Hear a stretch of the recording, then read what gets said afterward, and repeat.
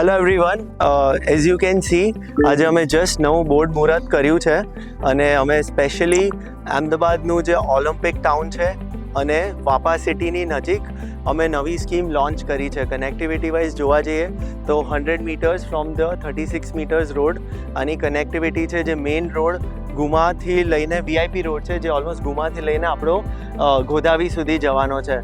આ લોકેશનની વાત કરું તો હવે અપકમિંગ સૌથી અમદાવાદનું વેસ્ટ પ્રીમિયમ અરેના તરીકે ઓળખાવાનું છે, જ્યાં ફ્યુચરમાં કોમનવેલ્થ ગેમ્સ અને ઓલિમ્પિક્સ એવા બધા મોટા ઇવેન્ટ્સ આ લોકેશનમાં ડ્રાઈવ થઈ રહ્યા છે.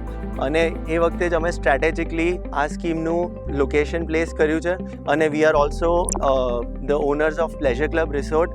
તો અમારી એક સ્ટ્રોંગ લેગેસી છે આ લોકેશનમાં અને આખી પ્લોટિંગ સ્કીમ અમારી છે.